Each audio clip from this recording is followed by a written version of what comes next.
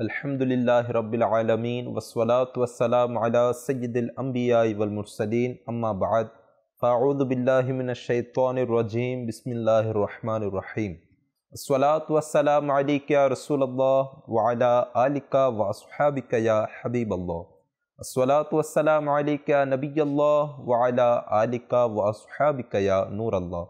Madani चैनेलेर दर्शकबिंदु आलহামদুলিল্লাহি আযযা usual আরেকবার উপস্থিত হয়েছি মদনী চ্যানেলের ধারাবাহিক অনুষ্ঠান যার নাম হচ্ছে ভুল থেকে শিক্ষা। এই অনুষ্ঠানের মধ্যে আলহামদুলিল্লাহি আযযা ওয়াজাল আমরা প্রতিনিয়ত এক একটি বিষয় নিয়ে আমরা আলোচনা করার চেষ্টা করি। আজও আলহামদুলিল্লাহ আমাদের একটি বিষয় চয়ন করা হয়েছে। তো বিষয় কি সেটা জানার পূর্বে আসুন আমরা রসুলে পুরনূর মা আমানার বাগানের সুবাসিত ফুল রসুলে মকবুল সাল্লাল্লাহু তাআলা আলাইহি ওয়া আলিহি ওয়াসাল্লামের প্রতি দুরূদে পাক পাঠ করার কি ফজিলত বরকত রয়েছে তা আমরা জেনে নিই। রাসূলুল্লাহ সাল্লাল্লাহু তাআলা আলাইহি ওয়া আলিহি ওয়াসাল্লাম ইরশাদ করেছেন, যে ব্যক্তির নিকট আমার আলোচনা হলো আর সে আমার উপর দুরূদ শরীফ পড়ল না, সে মানুষের মধ্যে সবচেয়ে কৃপণ ব্যক্তি। নাউজুবিল্লাহ। আল্লাহ তাআলা আমাদেরকে হেফাজত করুক। অর্থাৎ আমাদের মজলিসকে, আমাদের বৈঠককে আমরা যখন একে অপরের সাথে কথা বলি, তাহলে সেই জায়গার মধ্যে যদি আমরা রসুলে পাক সাল্লাল্লাহু আলাইহি ওয়াসাল্লামের প্রতি দরুদ পাক পাঠ করাকে ভুলে যাই, তাহলে আল্লাহ রসুলের হাদিস মোতাবিক সে হচ্ছে দুনিয়াতে সবচেয়ে বড় কৃপণ ব্যক্তি। তো আমরা নিয়ত করে নিই, আমরা যেখানেই বসি, আমাদের কাজের মধ্যে, আমাদের বিভিন্ন কর্মস্থলে আমরা আমাদের জবানকে দুরুদে পাকের মাধ্যমে সজ্জিত রাখবো ইনশাআল্লাহ আযযা ওয়াজাল। আসুন আমরা একবার দুরুদে পাক পাঠ করে নিই। সাল্লু আলাল হাবিব সাল্লাল্লাহু তাআলা আলা মুহাম্মদ সাল্লাল্লাহু তাআলা আলাইহি ওয়া আলিহি ওয়াসাল্লাম। মদনী চ্যানেলের দর্শকবিন্দু আলহামদুলিল্লাহি আযযা ওয়াজাল আজ আমরা যে বিষয়টি চয়ন করেছি, নির্দিষ্ট করেছি, তা হলো প্রতিবেশীর সাথে সদাচরণ না করা। আমাদের অনুষ্ঠানের নামই হচ্ছে ভুল থেকে শিক্ষা। তো এটা কিন্তু অনেক বড় একটি ভুল, যে প্রতিবেশীর সাথে সদাচরণ না করা। তো এই বিষয় নিয়ে আমরা আজ আলোচনা করব। আমাদের সাথে আলোচনা করার জন্য আমাদের সাথে উপস্থিত আছেন মদনী চ্যানেলের মুবাল্লিগ, যার নাম হচ্ছে মোহাম্মদ ইমরান আত্তারি ভাই। হুজুর, আপনি কেমন আছেন? আলহামদুলিল্লাহ আলা কুল্লি হাল। মাশাআল্লাহ। আচ্ছা, আপনার প্রতি শুকরিয়া জ্ঞাপন করছি যে আজ আপনি আমাদেরকে সময় দিয়েছেন। তো এই বিষয় যে প্রতিবেশীর সাথে সদাচরণ না করা, আমি সর্বপ্রথম জানতে চাইব মদনী চ্যানেলের দর্শকবৃন্দের জন্য যে প্রতিবেশী কাকে বলা হয়, এই বিষয় নিয়ে মদনী চ্যানেল। আলহামদুলিল্লাহ রাব্বিল আলামিন ওয়াসসালাতু ওয়াসসালামু আলা সাইয়্যিদিল মুরসালিন আম্মা বা'দ ফাআউযু বিল্লাহি মিনাশ শাইতানির রাজিম বিসমিল্লাহির রহমানির রহিম। মদনী চ্যানেলের দর্শক, আমরা প্রত্যেকে কোনো না কোনো মহল্লাতে আমরা বসবাস করি। আমাদের প্রত্যেকেরই প্রতিবেশী রয়েছে। আমি কারো প্রতিবেশী, কেউ আমার প্রতিবেশী, এটা আমরা সকলে আমরা অবগত। আর প্রতিটা মানুষ এটাই চায় আমার প্রতিবেশী আমার সাথে ভালো ব্যবহার করুক, আমার প্রতিবেশী আমাকে সহযোগিতা করুক, আমার প্রতিবেশী আমার বিপদে এগিয়ে আসে, এটা আমিও চাই। এবং মদনী চ্যানেলের দর্শক, আমরা যারা মদনী চ্যানেল প্রোগ্রামের সাথে আমরা যারা রয়েছি, আমরা প্রত্যেকে আশাবাদী যে আমার প্রতিবেশী প্রতিটা কাজে যাতে করে সে আমাকে কি করে সহযোগিতা করে। বাস্তবিক যদি কোনো ব্যক্তি প্রতিবেশীর সাথে খারাপ আচরণ করবে, তার হক আদায় করবে না, তার সাথে ঝগড়া করবে, তাকে বিপদে নিক্ষেপ করবে, তো পরক্ষণে তাকে কখনো না কখনো তাকে আফসোস করতে হবে। যখন প্রতিবেশী তার কাজে যখন আসবে না, প্রতিবেশী যখন তাকে সহযোগিতা করবে না, তখন সে কিন্তু আফসোস করবে। তাহলে ভুল থেকে আমাদেরকে বের হয়ে আসা উচিত। আপনি শুরুতে বললেন যে প্রতিবেশী বলতে কি বোঝায়। ইমাম মোহাম্মদ বিন মোহাম্মদ গাজ্জালি রহমতুল্লাহ তাআলা আলাইহি মুকাশিফাতুল কুলুব কিতাবের মধ্যে একটি হাদিস মোবারকা এভাবে বর্ণনা করেন। ইমাম জোহরি রহমতুল্লাহ তাআলা আলাইহি বর্ণনা করেন, এক ব্যক্তি রাসূল করিম সাল্লাল্লাহু তাআলা আলাইহি ওয়াসাল্লামের কাছে এসে আপনার নিজের প্রতিবেশীর বিরুদ্ধে অভিযোগ করলো। আচ্ছা। তো এই বিষয়টা হুজুর সাল্লাল্লাহু তাআলা আলাইহি ওয়াসাল্লামের কাছে ভালো লাগলো না। যখন প্রতিবেশীর বিরুদ্ধে কি করা হলো, অবজেকশন দেওয়া হলো, অভিযোগ দেওয়া হলো, তো হুজুর সাল্লাল্লাহু তাআলা আলাইহি ওয়াসাল্লাম নির্দেশ দিলেন, মসজিদের দরজায় দাঁড়িয়ে ঘোষণা করে দাও, মসজিদের দরজায় দাঁড়িয়ে ঘোষণা করে দাও যে পার্শ্ববর্তী 40 ঘর প্রতিবেশীর অন্তর্ভুক্ত।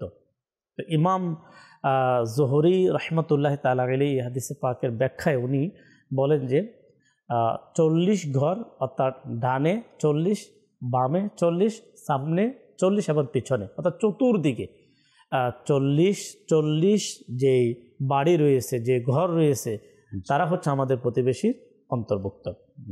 তো হুজুর সাল্লাল্লাহু তাআলা আলাইহি ওয়াসাল্লাম এই প্রতিবেশী যারা আছে, আমাদের পাশে যারা থাকে, তাদের সম্পর্কে আমাদের প্রিয় নবী সাল্লাল্লাহু তাআলা আলাইহি ওয়াসাল্লাম কত সুন্দর, কত চমৎকার ইরশাদ করেছেন, যাতে আমরা প্রতিবেশীর হক সঠিকভাবে আমরা আদায় করতে পারি।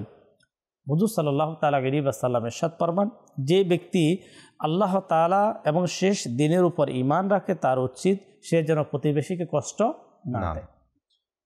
যে ব্যক্তি আল্লাহ তাআলা এবং শেষ দিনের উপর ঈমান রাখে, তার উচিত সে যেন মুসলমানদের প্রতি সম্মান প্রদর্শন করে।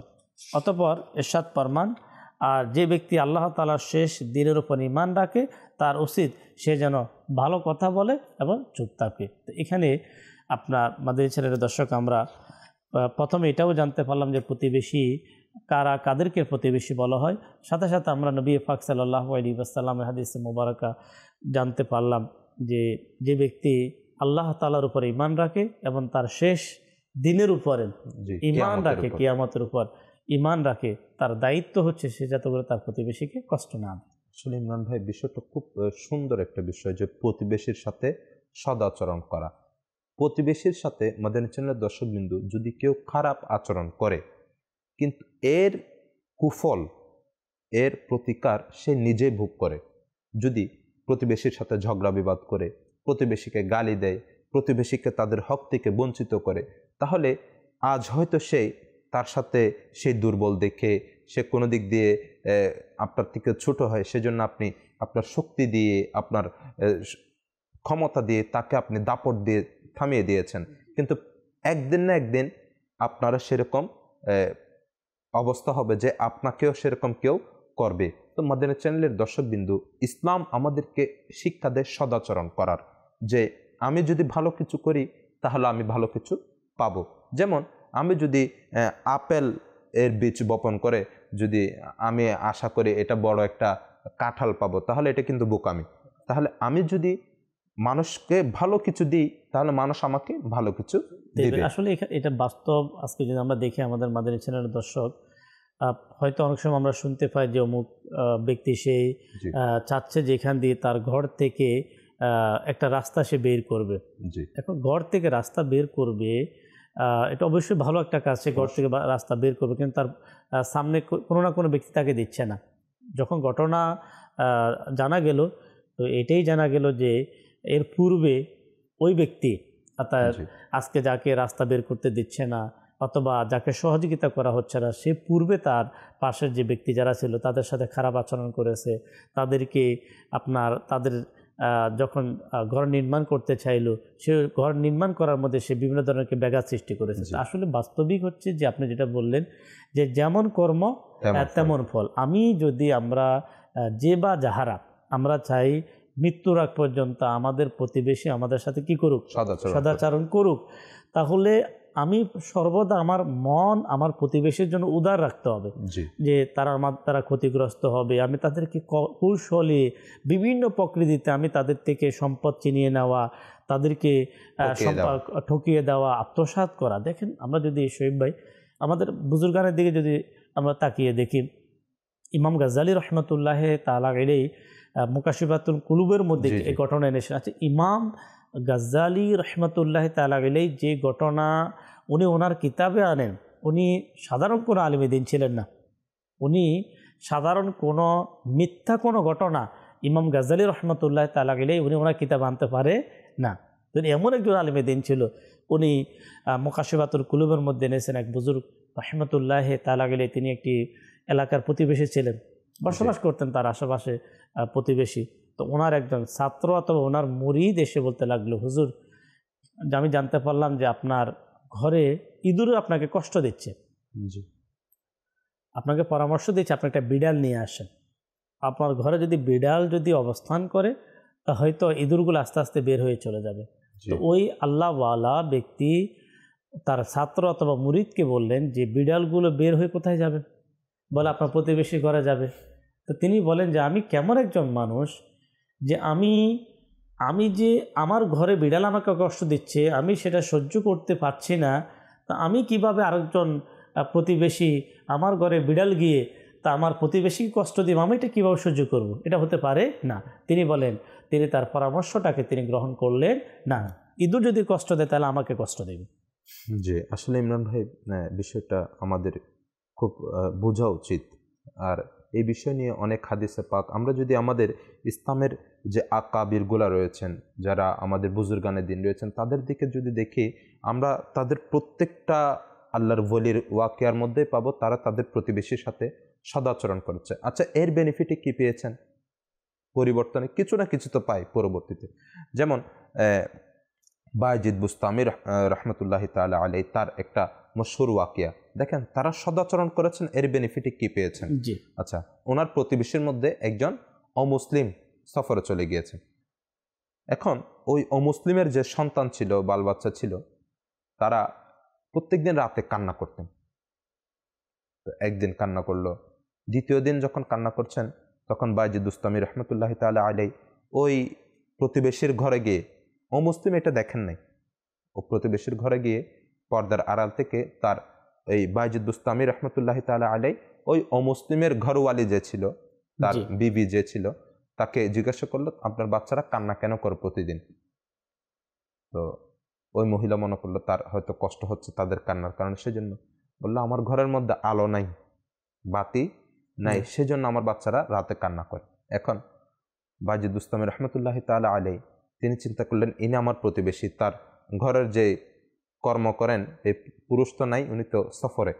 তো তিনি প্রত্যেক দিন রাতে বায়েজিদ বুস্তামি রহমতুল্লাহি তাআলা আলাইহি একটি চারাগার মধ্যে তেল পুরো পরিমাণে একদম ভর্তি করে দিয়ে একটি বাতি প্রত্যেক দিন ওই মহিলাকে দিয়ে যেত।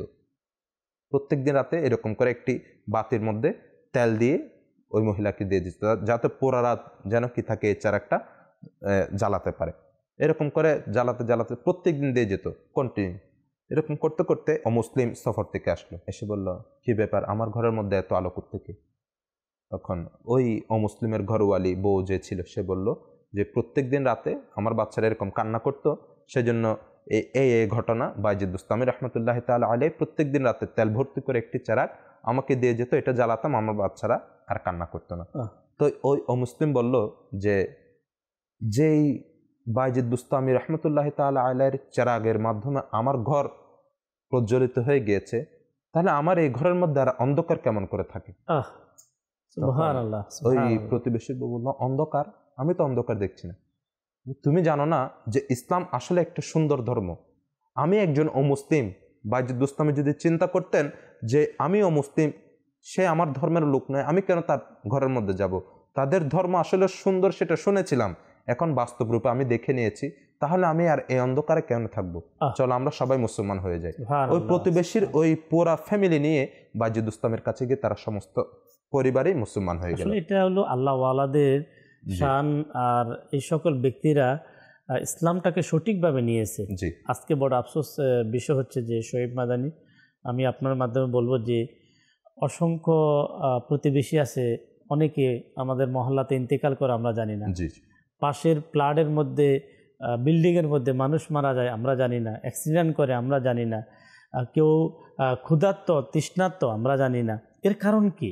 এর কারণ হচ্ছে আমরা ইসলামটাকে বাদ দিয়ে, মাদানী চ্যানেলের দর্শক, আমরা নিয়েছি কি চাচা আপন জান বাসা, আমাদের পেটে খাবার আছে কিনা, আমাদের সন্তানের সব কিছু ঠিকমতো হচ্ছে কিনা, আমাদের পোশাক আশাক ঠিক হচ্ছে কিনা। কিন্তু রসুল করিম সাল্লাল্লাহু তাআলা আলাইহি ওয়াসাল্লামের আদর্শ মোবারকা যদি আমরা আদর্শর দিকে তাকি, তাহলে হুজুর সাল্লাল্লাহু তাআলা আলাইহি ওয়াসাল্লামের সাহাবা বলেন, যত আউলিয়া বলেন, যত আল্লাহওয়ালা বলেন, তারা আমাদেরকে এটাই শিক্ষা দিয়েছেন যে ইসলামের শিক্ষা হচ্ছে আপনার প্রতিটা কাজের মধ্যে নিজের প্রতিবেশীকে কী করা, শামিল করা। একটি হাদিসে মোবারকা নবী পাক সাল্লাল্লাহু তাআলা আলাইহি ওয়াসাল্লাম বলেন, কখনো শুরবা তৈরি করো তোমার ঘরের মধ্যে রান্না করার জন্য, যখন তুমি কি করবে, যখন পাতিলের মধ্যে যখন রান্না করবে, তো তাতে তুমি পানির পরিমাণ একটু বেশি দাও। আচ্ছা। অতঃপর আপন আশেপাশের অভাবী লোকদের নিকট পৌঁছাও। এই যে বিষয়টা, যে তুমি তোমার ঘরের মধ্যে যখন বেশি রান্না করো, সবসময় একটু করে কি পানির পরিমাণ বাড়িয়ে দিবে, যাতে করে তোমার আশেপাশে যারা আছে, যারা ক্ষুধার্ত আছে, যারা প্রতিবেশী আছে, তাদের কাছে তুমি পৌঁছাইতে পারো। কোরআন করিমের এই আয়াতে মোবারকা যখন নাজিল হলো, আল্লাহু আকবার, আল্লাহ তাবারক ওয়া তাআলা ইরশাদ ফরমান যে আল্লাহ তাআলার বন্দিগি করো, কাউকে তার শরীক স্থির করো না, মাতা পিতার প্রতি সদ্য ব্যবহার করো, নিকট আত্মীয়, এতিম, অভাবী, নিকট প্রতিবেশী ও দূরের প্রতিবেশী, কাছের সাথী, মুসাফির ও নিজেদের দাস দাসীর প্রতি সদ্য ব্যবহার করো। মাদানী চ্যানেলের দর্শক, যখন এই আয়াতে মোবারকা নাজিল হল, হযরত ইবনে ওমর ও হযরত আয়েশা সিদ্দিকা রাদিয়াল্লাহু তাআলা আনহুমা থেকে বর্ণিত, নবী পাক সাল্লাল্লাহু তাআলা আলাইহি ওয়াসাল্লাম ইরশাদ ফরমান যে জিবরাইল আমিন আলাইহিস সালাতু ওয়াস সালাম আমাকে প্রতিবেশী সম্পর্কে ওসিয়ত বিধান বর্ণনা করতে থাকেন, যে আমাকে এই প্রতিবেশী কি, প্রতিবেশীর কর্তব্য কি, প্রতিবেশী সম্পর্কে আমাদের নৈতিক দায়িত্ব কি, আমাদের ইসলাম আমাদেরকে শিক্ষা দিয়েছে। কিন্তু আসলে বাস্তবিক পক্ষে মাদানী চ্যানেলের দর্শককে বলবো, আমরা যখন বিপদের মধ্যে যখন আমরা পড়ি, যখন আমরা বিপদগ্রস্ত হই, সর্বপ্রথমে ফার্স্ট যারা আমাদের কাছে আসে তারা কিন্তু আমাদের প্রতিবেশী। আমাদের একেবারে নিজের নিকট আত্মীয় যারা দূরে, তারা কিন্তু আসতে পারে না। আপনার ভাই অনেক দূরে, আপনার বোন অনেক দূরে, আপনার মা বাবা অনেক দূরে, হয়তো আপনার থেকে অনেক দূরে, তারা শত মাইল দূরে থাকে, তারা চাইলেও কিন্তু ওই বিপদে আসতে পারে না। কিন্তু ফার্স্ট প্রথমে এসে যে ডাক্তারের কাছে নিয়ে যায়, মেডিকেলে নিয়ে যায়, আপনার গোসলের ব্যবস্থা করে, জানাজার ব্যবস্থা করে, দুঃখে সুখে যারা প্রথম আমাদের কাছে এগিয়ে আসে, তারা কিন্তু আমাদের প্রতিবেশী। আসলে ইমরান ভাই, বিষয়টা খুব সেন্সিটিভ যে প্রতিবেশীর সাথে অসৎ আচরণ করা। যদি আমরা একটু পর্যবেক্ষণ করি, একটু চিন্তা করি যে প্রতিবেশীর সাথে সদাচরণ করার কি কি উপকার আছে, তাহলে আমরা লাভ ছাড়া ক্ষতির কোনো বিষয় দেখব না। যেমন আমি যদি আমার প্রতিবেশীকে কোনোদিন আর্থিকভাবে যদি আমি সহযোগিতা করি, তাহলে আমার বিপদের সময় সে তার কাছে না থাকলে সে অন্য কোনো জায়গা থেকে আপনাকে সাহায্য করবে। আচ্ছা, শুধু সদাচরণ করা মানে শুধু টাকা দিয়ে, খানা দিয়ে এই বিষয়টা নয়। যখন আমার প্রতিবেশীর মধ্যে কেউ ইন্তিকাল করে, হ্যাঁ, তখন আমি প্রতিবেশী হিসাবে আমার একটা হক আছে, তার সাথে তখন সদাচরণ করার একটা বিশেষ একটা জায়গা থাকে, কারণ সে তখন খুব দুঃখ এবং ভরাক্রান্ত মনের মধ্যে সে থাকে। তখন যদি তার প্রতিবেশী, যেমন খাজা গরিবে নওয়াজ ইমাম মুঈনুদ্দিন চিশতি রহমতুল্লাহ তাআলা আলাইহি, তিনি তার একটা খুব সুন্দর চরিত্রের মধ্যে একটা অন্যতম বিষয়, সেটা হচ্ছে যে তিনি তার প্রতিবেশীদেরকে এই বিষয়টার প্রতি খুব বেশি যত্নবান, খেয়াল রাখতেন। সেটা হচ্ছে যে তার প্রতিবেশীর মধ্যে যদি কেউ ইন্তেকাল করতেন, তাহলে সাথে সাথে তার জানাজার মধ্যে উপস্থিত হতেন। আচ্ছা, সবাই যখন চলে যেতেন, তখন তিনি ওই প্রতিবেশীর কবরের মধ্যে পাশে দাঁড়িয়ে তার জন্য দোয়া করতেন, কান্নাকাটি করতেন, তার জন্য ফরিয়াদ করতেন।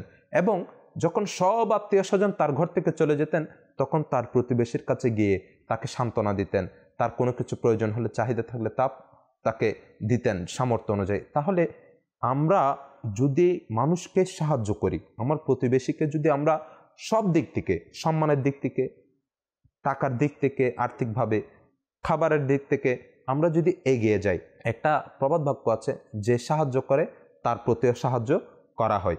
তাহলে আমরা যদি আল্লাহ তাআলার সন্তুষ্টির জন্য, তার প্রিয় হাবিব সাল্লাল্লাহু তাআলা আলাইহি ওয়া আলিহি ওয়াসাল্লামের সন্তুষ্টির জন্য যদি এই কাজগুলো করি, প্রতিবেশীর সাথে সদাচরণ করি, তাহলে আমাদের জন্য দুনিয়াতেও এবং আখিরাতেও এটার একটা কি হবে, ভালো সুফল আমরা দেখতে পাবো। অবশ্যই এখানে যে ধর্মীয় যে কোনো কাজ, আমি আমাদের চ্যানেলের দর্শককে বলবো, দিনই যে কোনো কাজ যদি আমরা করি, এর রেজাল্ট কিন্তু উভয় জায়গায়, দুনিয়াবী ক্ষেত্রে এবং আখিরাতের ক্ষেত্রে। আমরা তো অবশ্যই আমরা প্রতিবেশীর সাথে ভালো ব্যবহার করার কারণে আমরা সওয়াব পাবো, নবী পাক সাল্লাল্লাহু আলাইহি ওয়াসাল্লাম খুশি হবে, আল্লাহ তাবারক ওয়া তাআলা খুশি হবে। এবং দুনিয়াবী ক্ষেত্রে যখন যেখানে আমাদের যেই বিষয়গুলো আমাদের প্রয়োজন, সেই বিষয়গুলো কিন্তু আমরা পেয়ে যাব। তো আসলে বাস্তবিক পক্ষে আমাদের এই মন মানসিকতা আমাদের সৃষ্টি করা, যে আমার প্রতিবেশী সে আজকে বিপদে হতে পারে, কালকে আমি বিপদে, আমি যদি আজকে তার বিপদটাকে যদি দূর করি, তো আগামীতে সেও আমার বিপদে এগিয়ে আসবে। আমি একটা দর্শককে একটা বাস্তব ঘটে যাওয়া কিছুদিন পূর্বে একটি ঘটনা যখন আমি জানতে পারলাম, জানার পর হয়তো আমি জিনিসটা ভাবলাম যে একজন মুসলমান হিসাবে তার প্রতিবেশীর যে একটা দায়িত্ব ছিল, সে কিন্তু তার দায়িত্বের প্রতি অবহেলা করেছে। আজকে তার নিজেও ব্যক্তিগতভাবে সে বিপদগ্রস্ত। কেউ একটা ঘর তৈরি করছে, বাড়ি বানাচ্ছে। তো তার জায়গা ছিল খুবই অল্প। আবার দেখবেন বিশেষ করে ঢাকা সিটি বলেন অথবা চট্টগ্রাম সিটি বলেন, যেখানে জায়গা খুবই কম সংকুলন হওয়ার কারণে অনেক সময় অনেকের অল্প জায়গাতে অনেকে ঘর তৈরি করেন। দেখা যাচ্ছে তার ডানে বামে হয়তো তেমন জায়গার ব্যবস্থা থাকে না। এমন একটি ঘর নির্মাণ করার সময় তার একটা জানালা তাকে করতে হবে, যেহেতু ঘরের মধ্যে আলো বাতাসের প্রয়োজন, কিন্তু তার প্রতিবেশী তাকে একটু ক্ষমতাশালী হওয়ার কারণে তাকে বাধা দিয়েছে। বাধা দেওয়ার কারণে যেহেতু সেই এক প্রকার সে মজলুম ছিলেন, অসহায় ছিলেন, ঘর তৈরি করলেন। ঘর তৈরি করার পর বেশ কিছুদিন পরে আপনার তার যে পাশের প্রতিবেশী যে কিছুদিন পূর্বেই তাকে জানালা করতে দেয় নাই, অর্থাৎ তার আলো বাতাস থেকে তাকে এক প্রকার বাধা দিয়েছে, হঠাৎ করে সে একটা বিপদের মধ্যে পড়ে গেল। এখন তার ওই বিপদে থেকে উদ্ধার হওয়ার জন্য তার এই প্রতিবেশীর কিন্তু সহযোগিতার প্রয়োজন দেখা দিল। যখন প্রতিবেশীর সহযোগিতার প্রয়োজন হলো, তখন সে ভাবতে লাগলো যে আমি কিভাবে তার কাছে আমি যাব। আমি তো তাকে ইচ্ছে করে আমি তাকে কি করলাম, আমি তাকে বঞ্চিত করলাম। তার এই জিনিসটার প্রয়োজন ছিল, আমি তাকে বঞ্চিত করলাম। সে অনেক চিন্তা ভাবনা করলো, অনেক চিন্তা ভাবনা করে সে শুধু নিজের লজ্জার কারণে সে কিন্তু তার ওই প্রতিবেশীর কাছে সে যায় নাই। এই জিনিসটা পরে আলোচনার মধ্যে আসলো। তা আসলে বাস্তবিক এ ধরনের অসংখ্য অগণিত ঘটনা মাদানী চ্যানেলের দর্শক আমরা আমাদের সমাজের মধ্যে, আপনাদের সমাজের মধ্যে, এলাকার মধ্যে আমরা শুনে থাকি যে বিভিন্ন কাজে, জমিনের ক্ষেত্রে হোক, বাড়ি করার ক্ষেত্রে হোক, রাস্তা তৈরি করার ক্ষেত্রে হোক, আমরা একে অপরকে সহযোগিতা না করে আমরা বাধা দিয়ে থাকি। আসলে এমন করা উচিত না। আলহামদুলিল্লাহ আমরা মুসলমান, আমাদের ইসলাম আমাদেরকে যে শিক্ষা, যে তালিম আমাদেরকে দিয়েছে, ওই শিক্ষা তালিমের মধ্যে আমাদের থাকা উচিত। আমরা একটা বিষয় দর্শক আমরা জেনে নিই, আমাদের জানা উচিত যে প্রতিবেশী যে ক্যাটাগরি, প্রতিবেশীর যে ভাগ, তাদের কীভাবে আমরা হক আদায় করব। এখানে কিতাবের মধ্যে, হাদিসে পাকের মধ্যে এসেছে, যদি কিছু প্রতিবেশী আমার যাদের 3টা হক, কিছু প্রতিবেশী যাদের 2টা হক, এমনও প্রতিবেশী আছে যার একটা মাত্র হক। 3টা হক, আমরা কোন ধরনের প্রতিবেশীর 3টা হক আমাদেরকে আদায় করতে হবে। যদি আমরা হক আদায় না করি তাহলে আমাদেরকে জবাব দিতে হবে। 3টা হক যে প্রতিবেশীর আমরা আদায় করব, সে হচ্ছে প্রথমে মুসলমান হিসাবে, পাশাপাশি সে যদি তার নিকট আত্মীয় হয়। 3 নম্বর, সে প্রতিবেশী, মুসলিম, আত্মীয় এবং প্রতিবেশী। এই কারণে তাকে তার 3টা হক আদায় করতে হবে। অর্থাৎ মুসলমান হিসাবে তার হক আদায় করতে হবে, আত্মীয় হিসাবে তার আরেকটা হক আদায় করতে হবে, প্রতিবেশী হিসাবে তাকে আরেকটা হক আদায় করতে হবে। 3টা হক। এরপরে 2য় নম্বর হচ্ছে আপনার সে মুসলিম হিসাবে একটা হক এবং প্রতিবেশী হিসাবে একটা হক, আত্মীয় না। সে মুসলিম হিসাবে তার একটা হক আদায় করতে হবে এবং প্রতিবেশী হিসাবে তার একটা হক আদায় করতে হবে। তাহলে 2টা হক হয়ে গেল। আর 3 নম্বর ক্যাটাগরি, যার একটা মাত্র হক, সে কিন্তু আপনার আত্মীয় না, সে মুসলমানও না।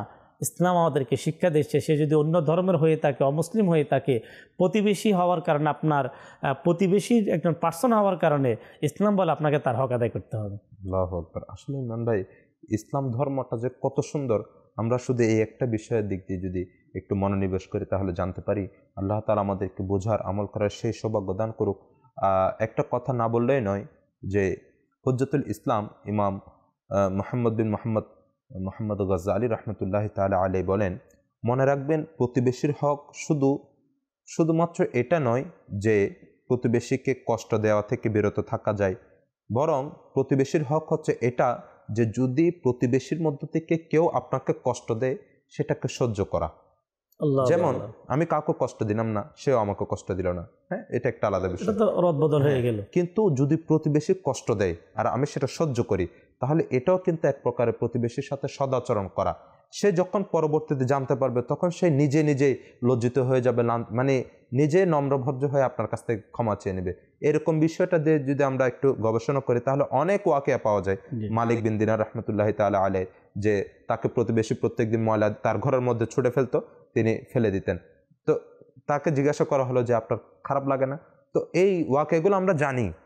তিনি বললেন যে না, আপনি ফেলেন, আমি এটা খুশি মনে সেটা পরিষ্কার করে দিই। সেই এই ঘটনা দেখার পর ওই প্রতিবেশী বিধর্মী ছিল, সেও ইসলামের সুশীতল ছায়া চলে আসলো। তাহলে মাদানী চ্যানেলের দর্শকবিন্দু, আমাদের অনুষ্ঠানের নাম যেহেতু ভুল থেকে শিক্ষা, আমাদের এসব ভুল থেকে প্রতিবেশীর সাথে সদাচরণ না করা এরকম ভুল থেকে বাঁচা উচিত, সদাচরণ করা উচিত। আল্লাহ তাআলা আমাদেরকে বুঝার, আমল করার সে তৌফিক দান করুক। আজ এ পর্যন্ত, আগামী পর্ব দেখার আমন্ত্রণ জানিয়ে আজ এখানেই বিদায় নিব। ততক্ষণ পর্যন্ত ভালো থাকুন, সুস্থ থাকুন, দেখতে থাকুন মাদানী চ্যানেল বাংলা। সাল্লু আলাল হাবিব সাল্লাল্লাহু তাআলা আলা মুহাম্মদ সাল্লাল্লাহু তাআলা আলাইহি ওয়া আলিহি ওয়াসাল্লাম।